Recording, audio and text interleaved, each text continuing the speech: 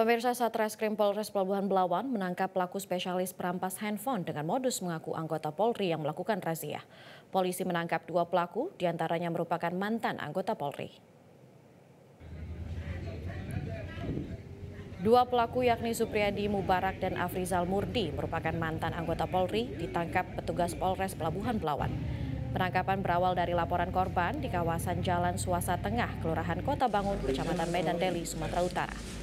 Dalam melancarkan aksinya, pelaku selalu berpindah tempat yang terbilang rapi dengan modus mengaku sebagai anggota Polri sedang melakukan razia lalu merampas handphone korban.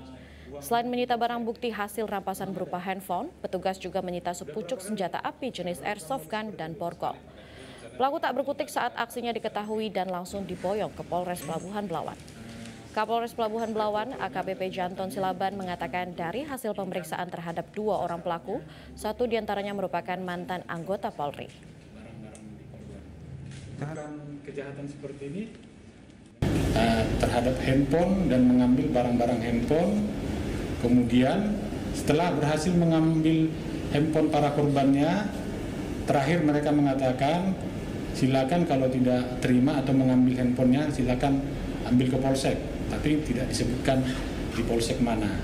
Kemudian korban besoknya melakukan pencarian apakah benar 2 orang ini adalah polisi. Kemudian di cross check di polsek dan di Polres.